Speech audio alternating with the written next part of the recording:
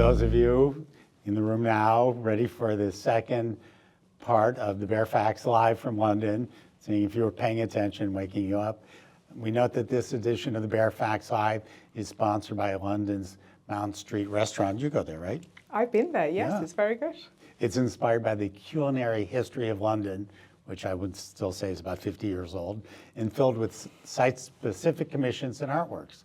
So Mount Street Restaurant brings together, it's nice, art, food, culture, in an iconic atmosphere. You're part of what makes it iconic. So thank you to them for sponsoring us. If you want more information about the restaurant, of course, go to their website, mountstreetrestaurant.com. So now, continuing our focus on London, we're joined by one of London's most prominent dealers, Pilar Ordovas, and we'll talk about all things British, but you're not actually British. British. I'm actually Spanish. That's right. But I've lived here and my professional life has been always here. So I've been based here for nearly 30 years. So an OG with an OOG. So you've worked at galleries, auction houses, and now you have your own gallery not far from here, where you have a great show that I saw on the way over, mixing African, oceanic, and contemporary art. Could you say a couple things? It's a great show. You should look online. Thank you. So the show takes as a point of departure the 1984 William Rubens show, in which for the first time great African and oceanic works were placed next to modern works. We have tried to take that show and sort of make it hopefully more relevant for today. We have added contemporary artists working today. Adam Pendleton has very kindly chosen a work for it. And as you did point out when you came in, you don't need to have many works. You just need to have the right amount of works to make these dialogues and conversations and invite people to look at these connections and to make their own minds up. For us, it was important that contemporary artists were shown, and someone like Adam Pendleton of African American origin was part of the dialogue in the same way as Hammond's. But the conversations that are generated in between all the different works are what really excited me. Now I'm going to go into more depth with Isaac Julian when he's on the show, because his relationship of living in America but being British, even though he's from the Caribbean. It was interesting to me, your show did not have like European sense of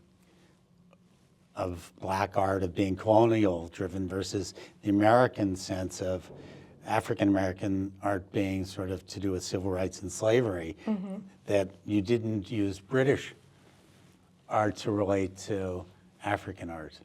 Used American, so to speak. I guess in a way we wanted to go beyond that, and when you come into the space, the African and Oceanic works, which I think are so incredibly powerful, are much more than just works of art.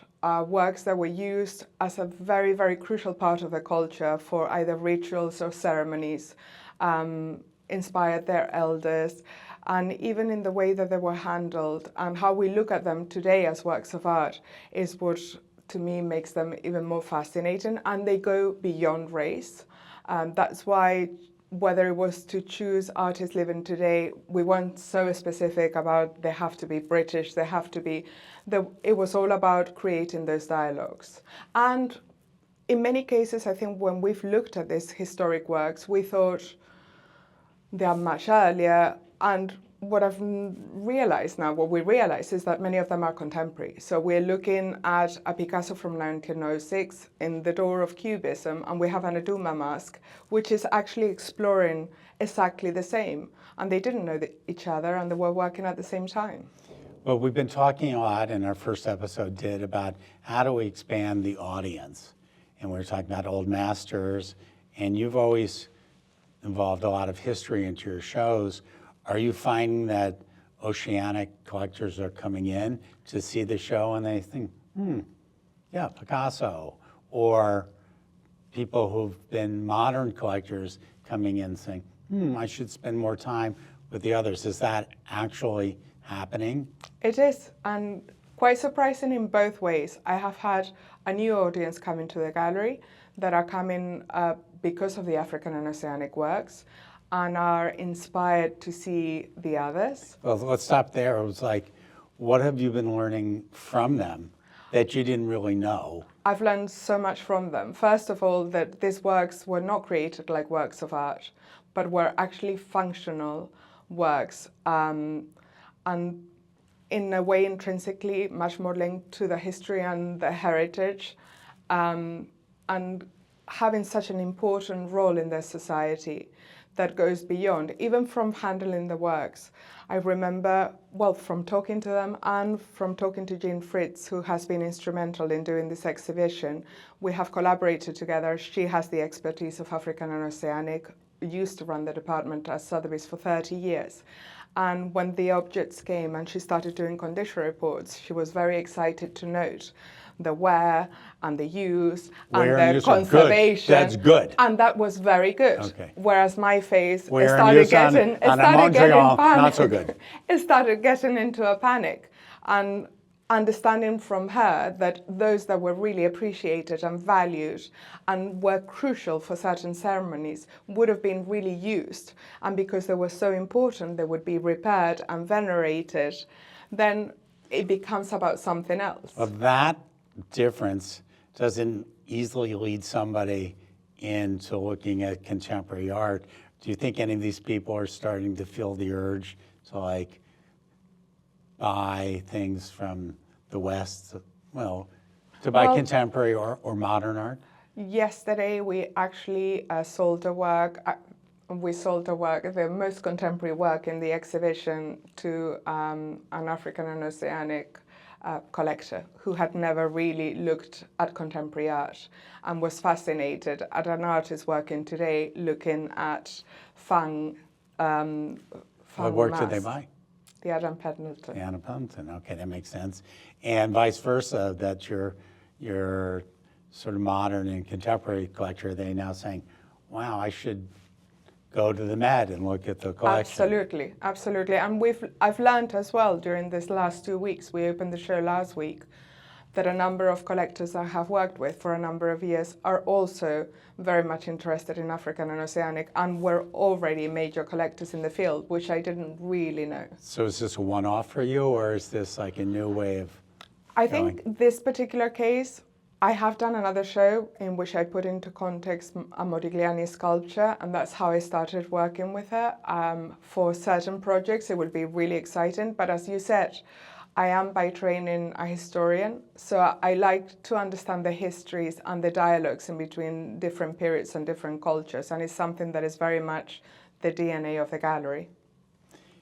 Now, that's why a small space that's kind of jewel box-like is really effective. So moving to a different direction, we're here in London.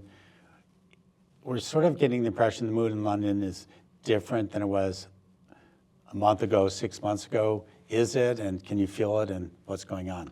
I think you can certainly feel it. I think there's been really an excitement in London that we hadn't seen for a while. And I would say one of the crucial points has been the announcement of the National Gallery with a 20th century wing, the philanthropy to a level that we haven't seen in the country before. You read my op-ed from the other night. Sorry? You read our op-ed from the other night.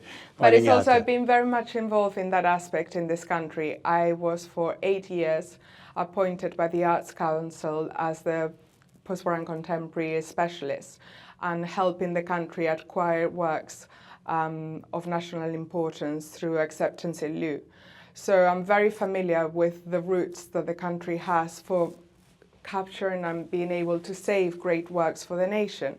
And encouraging philanthropy has been difficult and tricky, and we have not seen philanthropy to the levels of the States because there are no tax breaks or deductions. So in this country, philanthropy is truly philanthropy. So to see what has happened this summer in the National Gallery with 300 million given for a new wing, to now see what has happened at the Court Hall, and for the appetite of the community to invest in our country and to believe in our country is what I think has changed completely the atmosphere. And it's a paradox with the fleeing of the domiciled wealthy people here, that would happen at the same time that philanthropy would increase. It's got to be, it's counterintuitive, isn't it? You see, I think what is fascinating are the doors of Frieze opening. All of those that have fled the country were queuing up to come into the fair. So I really believe that that's a temporary measure. And if anything, it's been counteracted by all of those people saying, we believe in this country, we believe in London. And I think the government needs to, I'm hopeful that it will be readdressed and all those people that flee will come back. They haven't left their homes. They still have homes in London. They are... Yeah, I think the stories about, the corporation reports and all that are not really, they may just be getting billed at their house in Zug. And they're moving their money around, but they're here. Yes, absolutely. But the other important part seems to me is when things are sort of tougher, these people are saying, well, I could bitch about it and hope for somebody else to do something, or I could do it myself. And the advantage of having to be a little bit F you money is to be able to say F you. And instead of waiting for somebody else to do it, here's $30 million by the Rubens, Carlton, let's make it great again. Yes. It's they can see where their money is going, and it's if we believe in this nation, we have to take it upon ourselves. Absolutely, and I think that's what we're seeing. That's new for you. That's what we're seeing in a new way and in a big way at the moment. I mean, we have seen it for a lot longer, and I think there's another aspect we haven't spoken about. New galleries, believing in London and being built. Sadie opening her main space back in Savile Row, which I'm so delighted to have her back in the neighborhood. When I first moved, she was just across the road from me, and she was... I think there's an embracing of everyone that post-COVID, especially for the gallery ecosystem, has really changed and is really refreshing. There is much more of a collegial culture than there was before. Is that oh, did you see that show at so-and-so? Often dealers have a hard time recommending anything that's not theirs. Recommending shows, bringing people to each other, recognizing the strengths of each of us, and yes, and playing to our strengths, because why not? I mean, yesterday another colleague brought a work because he thought in the context of my exhibition I would do better with it than he can do. And in the same way, I will bring anyone to see Sadie's new space and fantastic show. Now let's talk about the auction world a little bit, because you spent how many years? 15. 15, and dog years, that's 100 Yes. in there. What did you make of this week in the auctions? And in particular, it seemed to be a week that really focused on British art. And you're an expert in that. I thought that question might come up. Yeah, it was kind of obvious. I think what we saw this week, it was a strong week for London. I mean, the sales, as I think you have said in your report, were quite different, and we can't compare pairs for pairs because Sotheby's did have another sale, the Capita sale only a month ago. So it's not really fair to compare them like for like because they were not like for like. Christie's on this particular sale had a much stronger sale. I think it's interesting, especially sort of seeing the younger generation that judge auctions on the results against estimates, and they don't understand that some estimates are completely off. So we saw, for example, a self-portrait by Freud selling at an incredible price. And people think it wasn't a good result because there was an estimate of 8 million to 12 million, but the estimate should have been 5 to 7. And the work ended up hammering at 6.6 with premium is 7.6. So that's an extraordinary price. We saw the Doiks performing really well. We saw material then yesterday at Sotheby's. There were two Bacons. They weren't particularly great. They did very well. So they did, I think they work hard and they did well. Some of the estimates, because they are competing against each other and there was a problem in sourcing material, were completely off. But it seems to make sense to sell much of this work here until it gets to this super trophy level, like we've been saying about the Hockney painting. That'll do better in New York than it would do here, Probably. I think in some cases, yes. In some cases, no. But almost all the others are better off here. Yes, but if you think, for example, that the Hockney might be surrounded by the Lauder cells and by a lot of other material, it might just be a little fish in a very big pond, whereas here it would be the very big fish. Well, So sometimes I agree with you, and the market for Hockney, the market for Bacon, the market for Freud is truly international. So from that point of view, whether the cell takes place in one location or another, it doesn't make that big difference. Well, maybe the difference is how the media would report it, because they would put it all on the one painting. So if the Hockney didn't do well, it'd be, and you had everything else the same, be Art World tanks. And if everybody did shitty, but the painting made a record to be, wow, look at the art market. So I think it can take on too much importance, like the Giacometti that didn't sell in Sotheby's last season represented the entire art market. And it was one sculpture. But I think you know the market. A lot of people that work in this space and that have a responsibility to report don't actually understand the market. So those headlines I don't think are useful for anyone. We know what happened with that sculpture. The price was completely insane, had no precedent. Sotheby's had a really weak sell. They took all the chances. They hoped one particular collector was going to go and buy it. That particular collector is not really fully a collector today. Might become a great collector because they have a lot of money. Doesn't mean they are going to buy anything at the most stupid of prices. So what happened? It didn't sell. Sotheby's was responsible? I don't think so. I think it was, listen, you miss 100% of the shots you never take.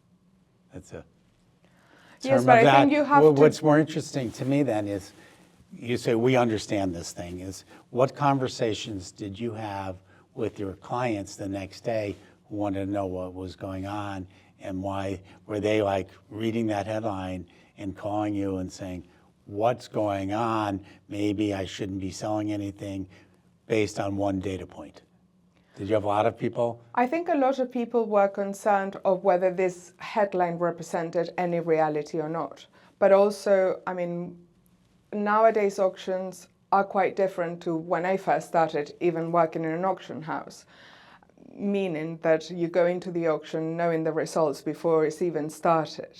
So the headlines are pretty predictable somehow. And sometimes an auction can feel terrible and the results be fantastic. But because there isn't any action in the room and it feels quite flat, people think, oh, well, where is the market? Or because prices are so pushed high up. I think it's key, the estimate thing. So absolutely. If something is estimated at 10 to 15 million and sells for 8, it's like, what a disaster. But would it be better if it was estimated at 3 to 4 and sold for 5? They'd be like, wow, that's a stronger 6, rather than in absolute terms. So that's part of the theater of it, is the estimates of where But the issues they have now is that obviously if they have a guarantee, they can't have the guarantee at a much higher level than the estimate, because if they don't sell off the guarantee, then they have to sell off the guarantee, they have to justify a price. So that's what's pushing estimates to levels that are not realistic. If the Freud hadn't been guaranteed and hadn't been competitive, I can assure you the estimate would have been very different. And it would have felt as a very different experience. I think one interesting thing you touched upon before, whether the Hockney would be better off in New York or in London, I think the context is really important. If you have one work that is worth, for argument's sake, $50 million and everything else is only up to a couple of $1 million, then it's obviously going to feel isolated and it's not going to create the right environment. So from that point of view, there is, I think there's some the truth. theater of auction. And there are some of these, the world's most wealthy men and women who don't spend a lot of time, and they're going to come see all the major trophies and decide if I go for the Klimt or not, and the Hockney's in the conversation. They might not have come here because all the rest wasn't on their radar. True, absolutely. So what's going to happen with Sotheby's and their $300 million worth of clumps, you think? I think that's going to be the fascinating story. And talking about estimates and changes, well, if we hear the rumors, Sotheby's estimates on that group was $80 million higher than Christie's. So we shall see what happens. But the whole market is going to be identified by those paintings, and it's going to ignore every other result. But that's always a little bit the case. Yeah. The market only But ever your focuses. but your clients fall into that trap and they call you. It's like, Yes and no. I think those that are knowledgeable and collectors that have been in the market for longer term recognize the difference in between the headlines and the reality of the market. And many of them are intrinsically involved. And, you know, now we know the rumors, you know, I mean, we'll go into the auctions hearing if anyone has already bought those works, if they haven't, and we will have a lot more information the closer we are to those auctions. well, let's talk about the fairs for a little bit. What did you think of Frieze London and Frieze Masters this week? So I thought Frieze Masters this year, I thought was really interesting because there was much more, there was less 20th century art and more combination of different things, which I think creates all that excitement and dialogues. And I thought that was refreshing and good. I also always like the curated sections. Frieze London, I will have to come back because obviously it's been really busy for me in the gallery. So I've only had a really quick look. Now, I don't recall ever seeing you showing at an art fair. Never. Never? Never. You're, I made a conscious decision when I started not to do art fairs. I have 3 exhibitions a year. I take a lot of time in putting these exhibitions together, and I just, because of the nature of how I work and how I like to look after things, I prefer to have those longer term conversations and engage people in longer term, although fairs can be very useful to get deals done and sales closed much quicker. Did you ever have FOMO? You know what FOMO stands for? I do. I don't actually. There's another term, JOMO, What is that? the joy of missing out. So Joy of missing out. Maybe that's what I have. So maybe, but do you ever get like a twinge or like walking around Basel and like everything, particularly in those high moments, everybody's selling for that and what am I doing? I'm standing here, it's like, why shouldn't I do that? Did you have a few of those moments in the past where you're like... Yes and no, because now when I get into art fair season and I'm getting all the previews from all the galleries, I think, Do you open them? I do open them actually. Wow. I do look at them. And I listen, it's exciting, and when people make an effort and you go through a fair and the presentation is great and you see great works, I mean, what drives me is the art. So do I enjoy seeing great things? Absolutely.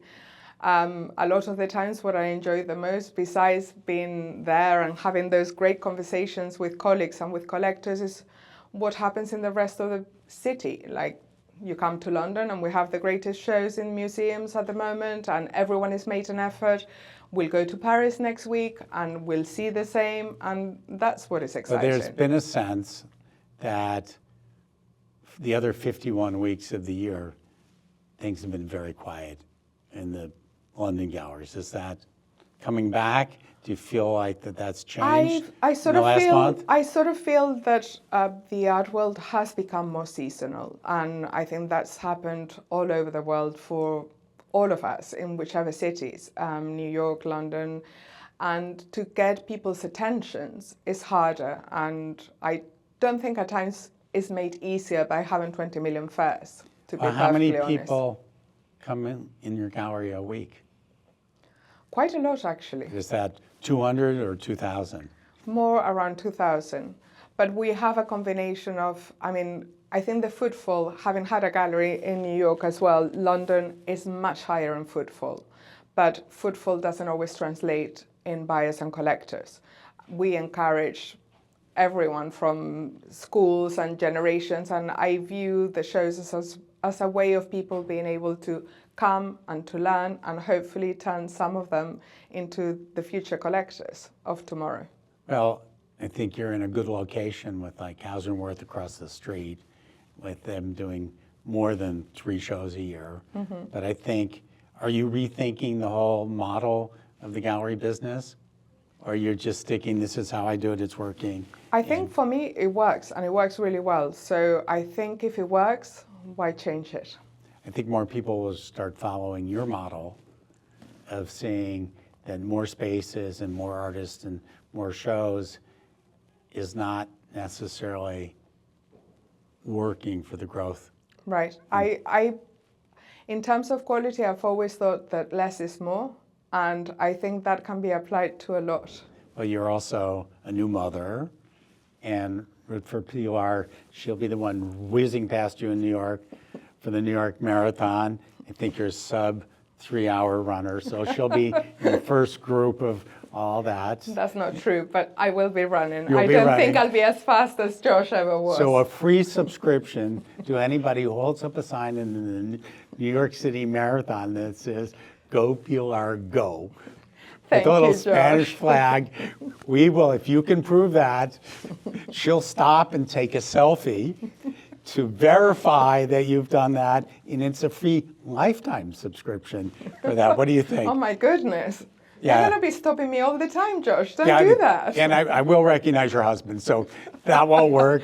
You still have to pay for yours. Okay. So thank you for sharing you so time much. about what's going on in London. And once again, thanks to Mount Street Restaurant for sponsoring this edition of Baer Faxt Live. Remember, they're located in Mayfair, which is the art center of London, so you can walk there easily. And part of the Art Farm collection of hotels and restaurants. So Mount Street brings together updated British classics. I need to know what that really means. With the best of art, architecture, and design. I hope it's not just like Yorkshire pudding. And thank you to Frieze number 9 Cork Street for having us here to record these shows. Thank you so Thank much, you. Josh.